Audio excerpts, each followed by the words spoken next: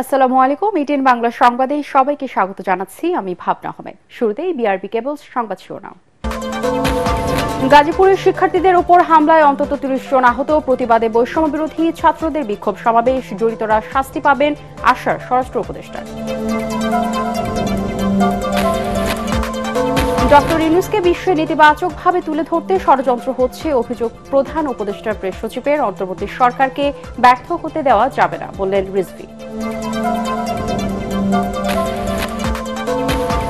নায়কতন্ত্র কায়েম করতে রাষ্ট্রকে ব্যক্তিগত তালুক বানিয়েছিলেন শেখ হাসিনা। অর্থ পাচারে সহায়তা করেন কিছু বিচারক। মন্তব্য অর্থনীতিবিদ ডক্টর মাহবুবুল্লাহর। এবং লুটপাটের অস্ত্র উদ্ধার ও গণহত্যাকারীদের দ্রুত বিচার নিশ্চিত করে জাতীয় নির্বাচন চায় জামায়াত। আওয়ামী লীগের দুঃশাসন আর ফিরতে না দেবার ঘোষণা। শুনছিলেন বিআরবি কেবল সংবাদ শিরোনাম। এবারে বিস্তারিত। গাজীপুরে শিক্ষার্থীদের উপর হামলার ঘটনায় বিক্ষোভ সমাবেশ করছে বৈষম্য বিরোধী ছাত্র আন্দোলন ও জাতীয় নাগরিক কমিটি। জেলার রাজবাড়ী মাঠে সমাবেশে যোগ দিয়েছেন হাসনাত ও সার্জিস সহ ছাত্রনেতারা। এর আগে গত রাতে গাজীপুরে সাবেক মন্ত্রী মোজাম্মেল হকের বাড়ি ভাঙচুরের সময় এলাকাবাসীর হামলায় আহত হয় ৩০ শিক্ষার্থী। তাদের ভর্তি করা হয় শহীদ তাজউদ্দিন আহমেদ মেডিকেল কলেজ হাসপাতাল ও ঢাকা মেডিকেলে।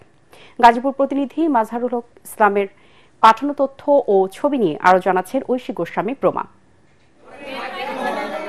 শুক্রবার রাতে সাবেক মুক্তিযুদ্ধ বিষয়ক মন্ত্রী আ.ক.ম মোজাম্মেল হকের গাজীপুরের বাড়িতে ভাঙচুরের ঘটনায় এলাকাবাসীর সঙ্গে ছাত্র জনতার সংঘর্ষে আহত হয়েছে অন্তত ৩০ জন। এর মধ্যে ৭ জনকে ঢাকা মেডিকেল কলেজ হাসপাতালে ভর্তি করা হয়েছে।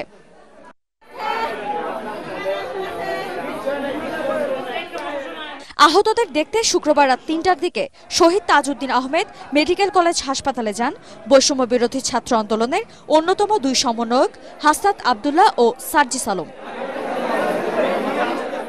শিক্ষার্থীরা জানান, দুষ্কৃতিকারীরা সাবেক মুক্তিযুদ্ধ বিষয়ক মন্ত্রীর বাসায় হামলা চালাচ্ছে এমন খবর পেয়ে সাধারণ শিক্ষার্থী ও বৈষম্য বিরোধী ছাত্র নেতারা সেখানে যান। এ সময় স্থানীয়রা বিভিন্ন মসজিদের মাইকে ডাকাত পড়েছে বলে ঘোষণা দিলে লাঠিসোঁটা ও দেশীয় অস্ত্র নিয়ে শিক্ষার্থী ও বৈষম্য বিরোধী ছাত্র নেতাদের উপর হামলা চালায় এলাকাবাসী। মানে আমাদের বয়স ইয়ং কিছু ছেলে পেলে বিশাল বিশাল রামদা ছুরি চাপাটি নিয়ে লাঠি নিয়ে দৌড়ায় বলতেছে ওই ধর এগুলারে ওরা পরে দৌড়ে আসে। এবং তখন আমি এই মুরব্বীদের বলছি, টুপি পাঞ্জাবিরা মুরব্বীদের বলছি যে আপনারা এদের থামান, এরা তো মাইরা ফেলবে। ভাই যেভাবে হোক আমাদের বাঁচান, এই কথাটা তারা বলছিল।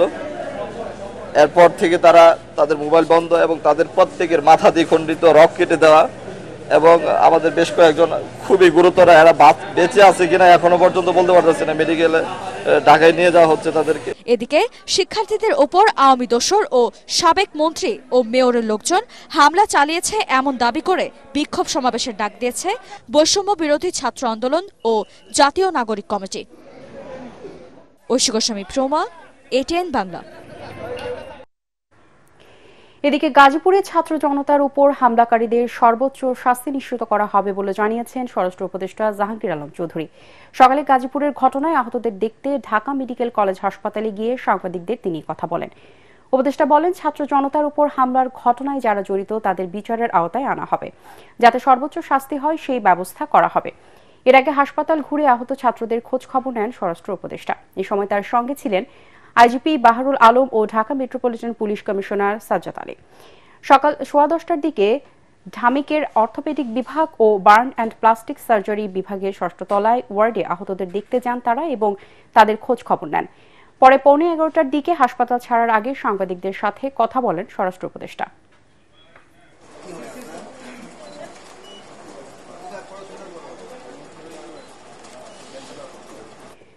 চতুর্থ দিনের মতো ধানমন্ডি ৩২ নম্বরে শেখ মুজিবুর রহমানের বাড়ির বাকি অংশ ভাঙচুর চলছে। ছাত্র জনতা ও বুলডোজার না থাকলেও নিম্নবিত্তের কিছু মানুষ ভাঙচুর করে রড ও অন্যান্য জিনিসপত্র নিয়ে যাচ্ছে।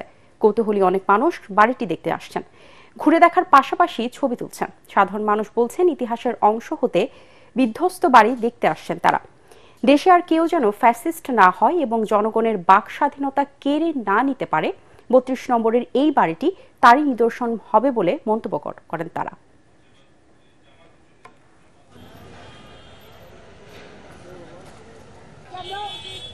এটা যে একটা ক্ষোভের বহিঃপ্রকাশ, এটা দেখলাম ইতিহাসের এটা একটা দিনটা হয়ে থাকবে।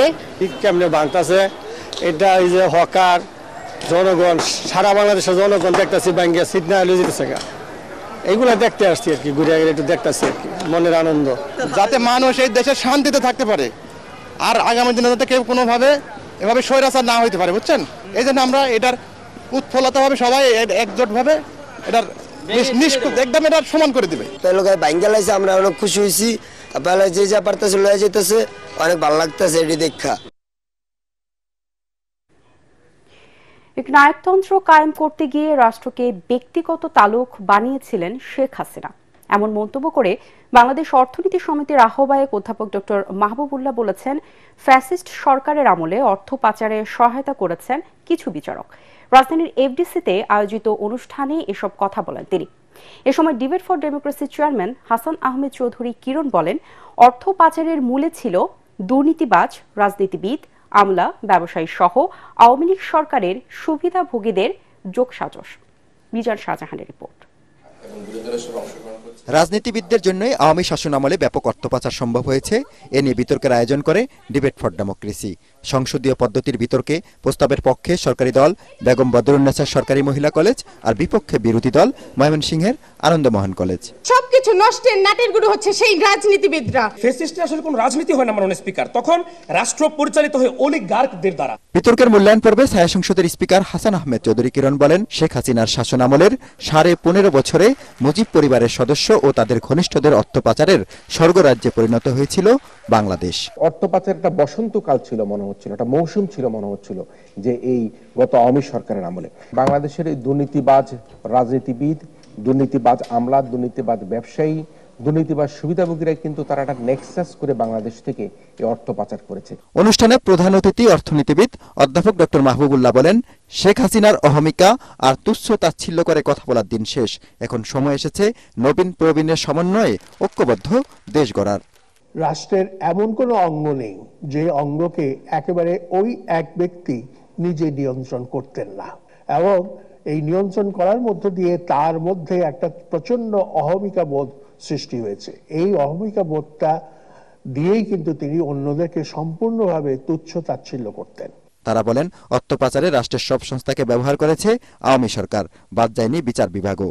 প্রাইভেটাইজেশন অফ দি স্টেট প্রজেক্টের আন্ডারে Sheikh Hasina privatisation of the legal system, court, সেটা করেছেন, এবং সেটা করতে গিয়ে তিনি বিচারকের আসনে বসিয়েছেন তার দলের লোকদের, তার অনুগত লোকদের। এনায়তুর রহিমের বেঞ্চ কয়েকদিনের মধ্যেই বলল, না, এই যে এই তদন্ত করতে দেওয়া হয়েছিল এস আলমের বিরুদ্ধে $1 বিলিয়ন সিঙ্গাপুরে প্রেরণের জন্য, সেটি 6 মাসের জন্য তিনি স্থগিত করলেন। এই যে বিচার ব্যবস্থাকে কলুষিত করে বিচার ব্যবস্থার কিছু কিছু বিচারকও কিন্তু এই অর্থ পাচারের সাথে অর্থ পাচারকে পৃষ্ঠপোষকতা করতে ভীষণভাবে সহযোগিতা করেছে। বিতর্ক প্রতিযোগিতায় আনন্দমোহন কলেজের বিতার্কিকদের যুক্তি পাল্টা যুক্তি আর উপস্থাপনায় মুন্সিয়ানার সামনে হার মানে ঢাকার বদরুন্নেছা কলেজের বিতার্কিকরা। মিজান শাহজাহান, এটিএন বাংলা, ঢাকা। লুটপাটের অস্ত্র উদ্ধার এবং জুলাই গণহত্যায় জড়িতদের দ্রুত বিচার নিশ্চিত করে জাতীয় নির্বাচন আয়োজনের দাবি জানিয়েছে জামায়াতে ইসলামী। দলটির শীর্ষ নেতারা বলেন, অবৈধ অস্ত্র ও লুটপাটের টাকা দিয়ে আওয়ামী দোসররা দেশে এখনও হামলা বিশৃঙ্খলা করে দেশকে অস্থিতিশীল করার চেষ্টা করছে। রাজধানী ডিপ্লোমা ইঞ্জিনিয়ার্স ইনস্টিটিউশনে দলের ঢাকা মহানগর দক্ষিণে ওয়ার্ড সভাপতি ও সেক্রেটারি শিক্ষা শিবির অনুষ্ঠানে তারা এসব কথা বলেন। এ সময় কেন্দ্রীয় নায়েবে আমির অধ্যাপক মুজিবুর রহমান বলেন, জাতি এখন ঐক্যবদ্ধ, জীবন দিয়ে হলেও এদেশের মানুষ আওয়ামী লীগের দুঃশাসন আর ফিরতে দেবে না।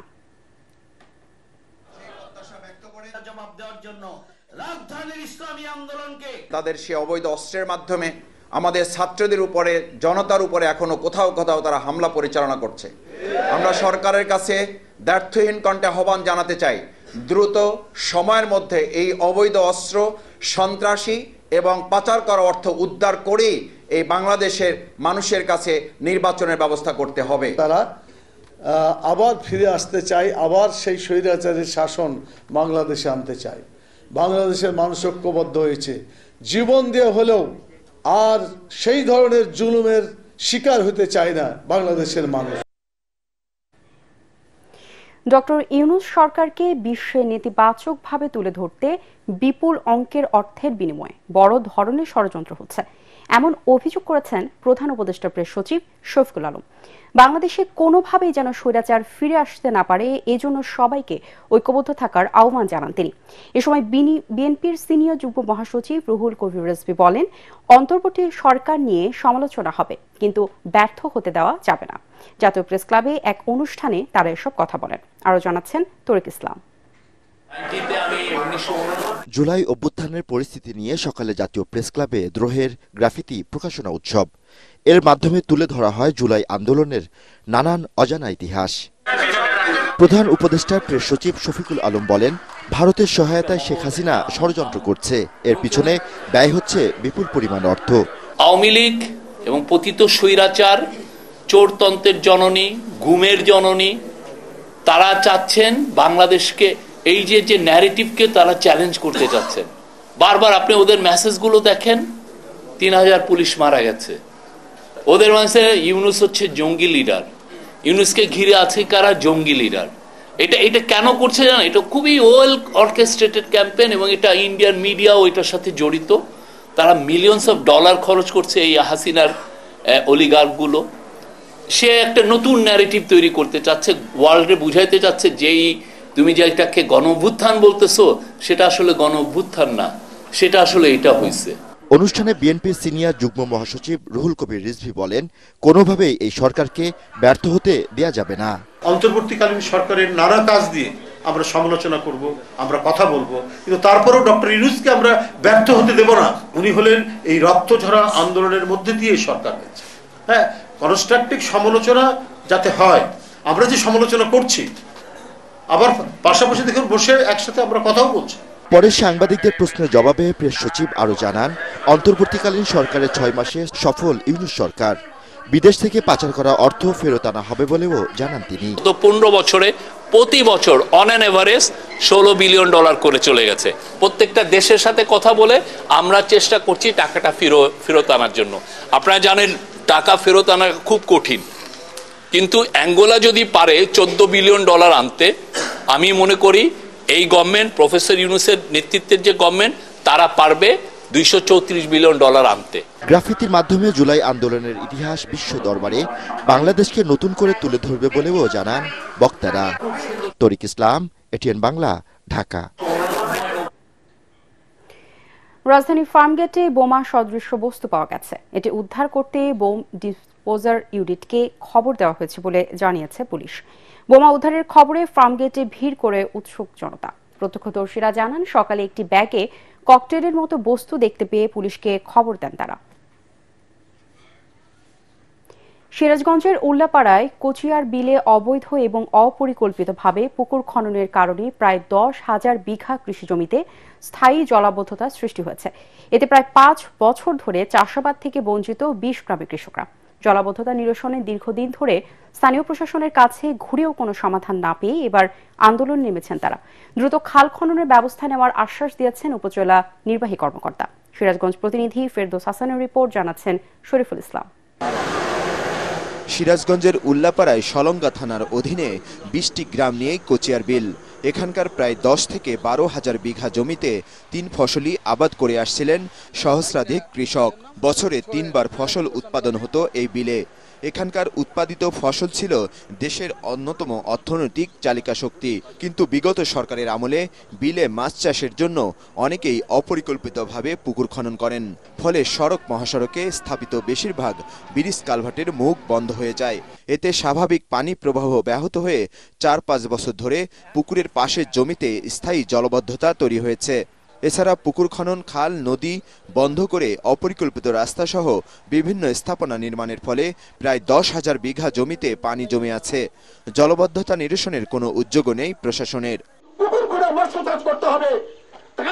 এ ব্যাপারে প্রশাসনের হস্তক্ষেপ চেয়ে কৃষকরা লিখিত অভিযোগ, মানববন্ধন ও বিক্ষোভ মিছিল করলেও কোনো সমাধান হয়নি। তাই এবার ফসলি জমিগুলো রক্ষায় খাল খননের দাবিতে আন্দোলনে নেমেছেন কৃষকরা।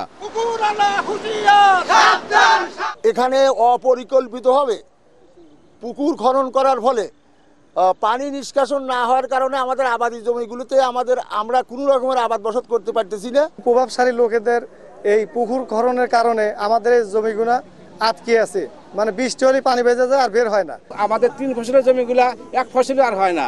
অপরিকল্পিতভাবে পুকুর খনন করে এই ফসলি আবাদ আর হচ্ছে না।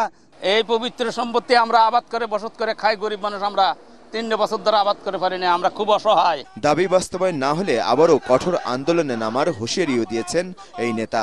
যদি এই দাবি মানেন আমরা মেনে নেব, আজ না মানে আমরা আগামীতে এই কৃষকদের বৃহত্তর একটা আন্দোলন গড়ে তুলব ইনশাআল্লাহ। উপজেলা নির্বাহী কর্মকর্তা জানালেন, কচিয়ার বিলে জলবদ্ধতা নিরসনে একটি প্রকল্পের মাধ্যমে খাল খননের চিন্তাভাবনা চলছে।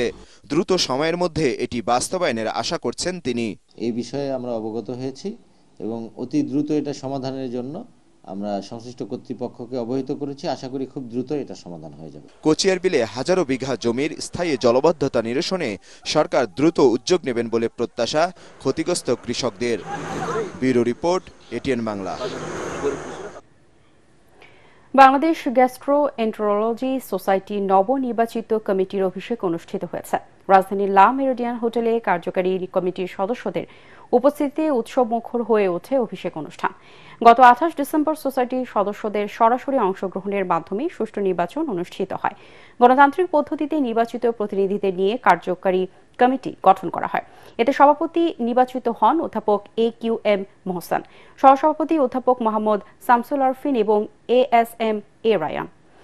অধ্যাপক দেওয়ান সাইফুদ্দিন আহমেদ মহাসচিব নির্বাচিত হয়েছেন। অনুষ্ঠানে প্রধান অতিথি ছিলেন জাতীয় অধ্যাপক AK আজাদ খান এবং বিশেষ অতিথি ছিলেন অধ্যাপক MT রহমান। এ সময় স্বাগত বক্তব্য রাখেন যুগ্ম সাধারণ সম্পাদক ডাক্তার রয়েসউদ্দিন, ডাক্তার শহীদুর রহমান, কোষাধ্যক্ষ ডাক্তার মোহাম্মদ নাইমুল হাসান। এবার আল-আরাফা ইসলামী ব্যাংক অর্থ সংবাদ।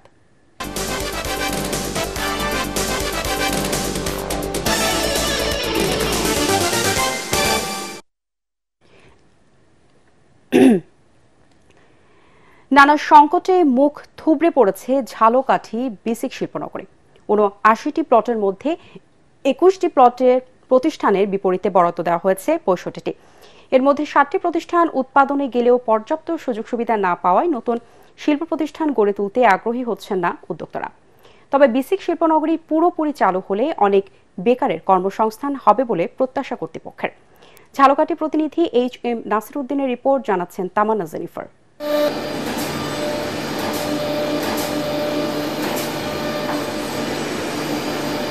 ঝালকাঠির বিসিক শিল্পনগরীর বর্তমান চিত্র এটি।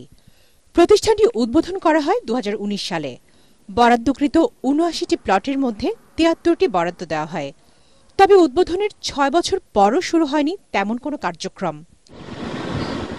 এর মধ্যে ৮টি প্রতিষ্ঠান প্লট বরাদ্দ নিতে অপারগতা প্রকাশ করায় তা বাতিল করে কর্তৃপক্ষ। বর্তমানে উৎপাদন শুরু করেছে মাত্র ৭টি প্রতিষ্ঠান। অনিয়ম করে ফরচুন নামের একটি প্রতিষ্ঠানকে ২৫টি প্লট বরাদ্দ দেওয়া হয়। সেখানে এখনো কোনো স্থাপনার কাজ শুরু হয়নি। পদ্মা সেতু চালুর পর বিসিক শিল্পনগরী জমে উঠবে, কর্মসংস্থান হবে হাজারো মানুষের।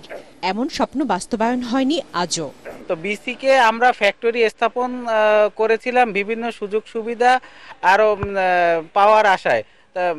কারখানা চালু আছে, অব্যাহত কারখানার কার্যক্রম সবকিছু অব্যাহত থাকলেও দেখা যাচ্ছে যে বিসিকের যে ধরনের সুযোগ সুবিধাগুলো পাওয়ার কথা ছিল সম্পূর্ণ সুযোগ সুবিধা এখন পর্যন্ত আমরা পাচ্ছি না। সরকারিভাবে যে সাহায্যের দরকার সেটা আসলে এভাবে নাই। বাংলাদেশে কোনো সুদমুক্ত কোনো ব্যাংকও নাই যেখান থেকে ভালো ব্যবসায়ীরা টাকা নিয়ে কাজ করতে পারবে। আর যারা আছে তারা এখানে যারা কর্মকর্তা আছে এরা তো আসলে নীতি নির্ধারকের মধ্যে নাই। আসলে আমি একজন প্রবাস ফেরত লোক, কিন্তু আমরা অনেক আশা নিয়ে বা স্বপ্ন নিয়ে একটা প্রতিষ্ঠান। বিসিক কর্তৃপক্ষ বলছেন উদ্যোক্তারা বিশ্লেষণ না করে প্লট নেওয়ায় এমনটি হয়েছে। সকল পরিচালন ব্যয় এই সকল দেওয়ার পরে তাদের প্রফিটের মুখ দেখতে পারবে, এইটা অনেকে পারতেছে না। তাদেরকে আমরা টেকনিক্যাল সাপোর্ট দিচ্ছি, তাদের সঙ্গে কাউন্সেলিং হচ্ছে। প্রত্যাশা থাকলেও সবার মাঝে এখন হতাশা। বেকারত্ব দূর ও জেলার বাণিজ্য প্রসারিত করতে সুদমুক্ত ঋণ ও পর্যাপ্ত সুযোগ সুবিধার ব্যবস্থাই বিসিককে ব্যবসা বান্ধব নগরী হিসেবে গড়ে তুলতে পারে। Bureau report, ATN Bangla. এবারে আন্তর্জাতিক সংবাদ।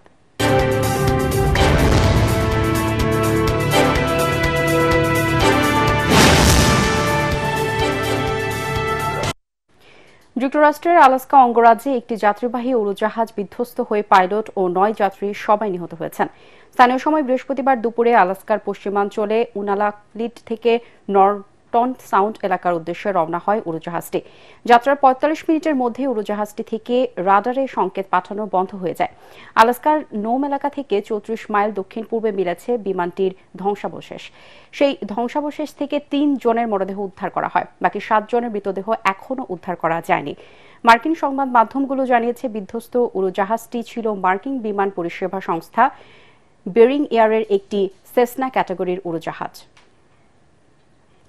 প্রেসিডেন্ট ডোনাল্ড ট্রাম্পকে দেখতে ভয়ঙ্কর মনে হলেও বাস্তবে তিনি খুবই আন্তরিক এবং উদার নেতা বলে মন্তব্য করেছেন জাপানের প্রধানমন্ত্রী শিগেরু ইশিবা। অন্যদিকে জাপানের প্রধানমন্ত্রীকে গণতান্ত্রিক বিশ্বের শক্তিশালী রাষ্ট্রনেতা বলে উল্লেখ করেছেন ট্রাম্প। এই সম্পর্ককে কাজে লাগিয়ে যুক্তরাষ্ট্রের সঙ্গে বাণিজ্য ঘাটতি দূর করতে চায় জাপান। তবে উত্তর কোরিয়ার সঙ্গে সম্পর্ক পুনঃস্থাপনে ট্রাম্পের ঘোষণায় উদ্বিগ্ন জাপানের প্রধানমন্ত্রী। আরও জানাচ্ছেন শরীফুল ইসলাম। আবারও প্রেসিডেন্ট হিসেবে হোয়াইট হাউসে বসার পর থেকেই এশিয়া ইউরোপের দেশগুলোর সঙ্গে সম্পর্ক মেরুকরণে ব্যস্ত হয়ে পড়েন ডোনাল্ড ট্রাম্প। বাইডেন প্রশাসনের সাথে বেইজিংয়ে দূরত্ব থাকলেও ক্ষমতায় গিয়েই ভারত ও চীনের সাথে সম্পর্ক বাড়ানোর ঘোষণা দেন মার্কিন এই ধনকুবের। সবশেষ শুক্রবার জাপানের প্রধানমন্ত্রী শিগেরি ইশিবার সঙ্গে হোয়াইট হাউসে বৈঠক করেন ডোনাল্ড ট্রাম্প। বৈঠকের পর যৌথ সংবাদ সম্মেলনে আসেন দুই নেতা। এ সময় তারা যুক্তরাষ্ট্র জাপান সম্পর্ককে ভিন্ন মাত্রায় এগিয়ে নেওয়ার অঙ্গীকার করেন। দুদেশের বাণিজ্য, অর্থনীতি ও নিরাপত্তা সহ ব্যক্তিগত নানা বিষয়েও আলাপচারিতা করেন ট্রাম্প ইশিবা। ওভাল অফিসে বৈঠক শেষে জাপানের প্রধানমন্ত্রী ইশিবা বলেন, ট্রাম্পের মতো একজন টেলিভিশন সেলিব্রিটির সঙ্গে দেখা করতে পেরে তিনি উচ্ছ্বসিত। দূর থেকে তাকে খুব ভয়ঙ্কর প্রকৃতির মনে হলেও ব্যক্তিগতভাবে তিনি খুবই আন্তরিক বলে মন্তব্য করেন ইশিবা।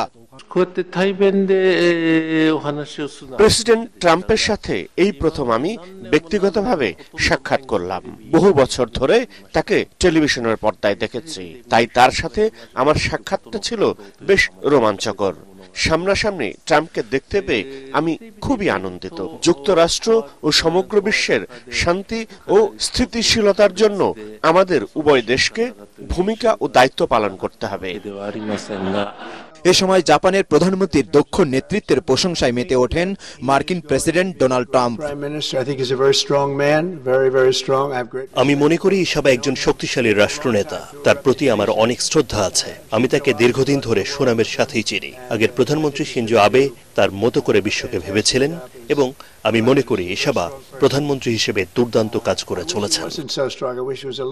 জাপানের প্রধানমন্ত্রী ২৪ ঘন্টার ওয়াশিংটন সফরে যুক্তরাষ্ট্রের সাথে বাণিজ্য ঘাটতি দূর করা, ইন্দো প্যাসিফিক অঞ্চলের নিরাপত্তা, উত্তর কোরিয়ার পারমাণবিক কর্মসূচি নিয়ে উদ্বেগ সহ আঞ্চলিক নানা ইস্যুতে আলোচনা করেন ট্রাম্পের সঙ্গে।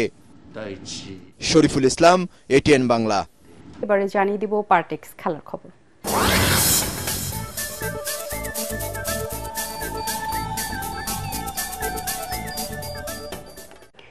প্রায় ১.৫ মাসের লড়াই শেষে ফরচুন বরিশালের শিরোপা জয়ের মধ্য দিয়ে শেষ হল বাংলাদেশ প্রিমিয়ার লিগ বিপিএল এর এবারের আসর। চ্যাম্পিয়ন হয়ে তামিম ইকবালের দল পেয়েছে ২.৫ কোটি টাকা অর্থ পুরস্কার। সব মিলিয়ে ৫ কোটি ৩১ লাখ টাকার পুরস্কার দিয়েছে বিসিবি। বরিশালে চ্যাম্পিয়ন হওয়া ছাড়াও কে কোন পুরস্কার জিতলেন তা জানাচ্ছেন পরাগ আরমান। টিকিট নিয়ে হাহাকার, পেমেন্ট দেয়া নিয়ে গড়িমসি, ফিক্সিং বিতর্ক, এমনি সব নানা ঘটনা রেকর্ডের জন্ম দিয়ে শেষ হয়েছে বিপিএল এর একাদশ আসর। ৭টি দলের ৪০ দিনের ব্যাটে বলের যুদ্ধ শেষে টানা দ্বিতীয়বার শিরোপা জিতেছে ফরচুন বরিশাল। বিপিএল ফাইনালের ইতিহাসে রেকর্ড ১৯৬ রানের টার্গেটে নেমে চিটাগং কিংসের বিপক্ষে ৩ উইকেটে জয় পেয়েছেন তামিম, মুশফিক, মাহমুদুল্লাহরা। টুর্নামেন্ট জুড়ে দুর্দান্ত পারফর্ম করে ব্যক্তিগতভাবেও পুরস্কৃত হয়েছেন ৬ জন ক্রিকেটার। গত আসরে ৩ কোটি ২৮ লাখ টাকার প্রাইজ মানি দিয়েছিল বিসিবি, এবার দিয়েছে ৫ কোটি ৩১ লাখ টাকা। আগের আসরে চ্যাম্পিয়ন বরিশাল 2 কোটি টাকা প্রাইজ মানি পেলেও এবার পেয়েছে 2.5 কোটি। আগের আসরে রানার্স আপ পেয়েছিল 1 কোটি টাকা, এবার চিটাগং কিংস পেয়েছে 1.5 কোটি। আগের আসর থেকে এবারের আসরে বিসিবি 3টি ক্যাটাগরি নতুন সংযোজন করেছে। তৃতীয় স্থানে থাকা খুলনা টাইগার্স প্রাইজ মানি হিসেবে পেয়েছে 60 লাখ টাকা। চতুর্থ স্থানের দল রংপুর রাইডার্স পেয়েছে 40 লাখ টাকা। টুর্নামেন্টের ইমার্জিং খেলোয়াড় হিসেবে পুরস্কৃত তানজিম হাসান তামিম পেয়েছেন 3 লাখ টাকা। এই 3টি নতুন ক্যাটাগরি। ফাইনালের সেরা খেলোয়াড় তামিম ইকবাল পেয়েছেন 5 লাখ টাকা। টুর্নামেন্ট সেরা মেহেদী হাসান মিরাজ জিতেছেন 10 লাখ টাকা অর্থ পুরস্কার। সেরা ফিল্ডার মুশফিকুর রহিম জিতেছেন 3 লাখ টাকা। সর্বোচ্চ 511 রান করে টুর্নামেন্টের সেরা সংগ্রাহক নাইম শেখ জিতেছেন 5 লাখ টাকা। এছাড়া 25 উইকেট নিয়ে সর্বোচ্চ উইকেট শিকারী তাসকিন আহমেদ পেয়েছেন 5 লাখ টাকা অর্থ পুরস্কার। পরাগ আরমান, এটিএন বাংলা। সুস্থ সবল জাতি গঠনে খেলাধুলার বিকল্প নেই বলে মনে করেন সেনাবাহিনীর প্রধান জেনারেল ওয়াকার উজ্জামান। রাজধানী পূর্বাঞ্চলের 300 ফিটে ঢাকা আন্তর্জাতিক ম্যারাথন 2025-এর সমাপনী ও পুরস্কার বিতরণী অনুষ্ঠানে তিনি কথা বলেন। এ সময় রাজধানীতে খেলার মাঠের সংখ্যা বাড়ানোর উপর জোর দেন সেনাপ্রধান। বাংলাদেশ সেনাবাহিনীর সার্বিক তত্ত্বাবধানে এটি এখন পর্যন্ত দেশে অনুষ্ঠিত ম্যারাথনের মধ্যে সর্ববৃহৎ আয়োজন। এতে প্রায় 10,000 দৌড়বিদ অংশ নেন। বিশ্বের বিভিন্ন 10টি দেশ থেকে বেশ কয়েকজন বিদেশি ম্যারাথনারও এতে উপস্থিত ছিলেন। আমরা যদি একটা সুস্থ সবল জাতি পাই, এটা দেশ এবং জাতির জন্য একটা বড় কাজে দিবে এবং আমরা একটা সুস্থ একটা নেশন আমরা দেখতে চাই। আমরা যখন মিলিটারি একাডেমিতে ক্যাডেট নেই, আগে যেরকম তাদের সুস্থতা ছিল এখন সেরকম আমরা পাই না। এটা একটা বিরাট কারণ হচ্ছে যে আজকালকার ইয়াং জেনারেশন হয়তো ফিজিক্যাল অ্যাক্টিভিটিসে এত জড়িত না, কারণ আমাদের মাঠের সংখ্যাও কমে গেছে। এই জন্য আমরা উদ্যোগ নিয়েছি সারা বাংলাদেশে এই ম্যারাথনের মাধ্যমে এই ইয়াং জেনারেশনকে আমরা এটাতে সম্পৃক্ত করব। শেষ করার আগে বিআরবি কেবল সংবাদ শিরোনামগুলো জানিয়ে দিব আরো একবার। গাজীপুরের শিক্ষার্থীদের উপর হামলায় অন্তত 30 জন আহত। প্রতিবাদে বৈষম্য বিরোধী ছাত্রদের বিক্ষোভ সমাবেশ। জড়িতরা শাস্তি পাবেন আশ্বাস স্বরাষ্ট্র উপদেষ্টার। ডক্টর ইউনূসকে বিশ্বে নেতিবাচকভাবে তুলে ধরতে ষড়যন্ত্র হচ্ছে অভিযোগ প্রধান উপদেষ্টার প্রেস সচিবের। অন্তর্বর্তী সরকারকে ব্যর্থ হতে দেওয়া যাবে না বললেন রিজভী।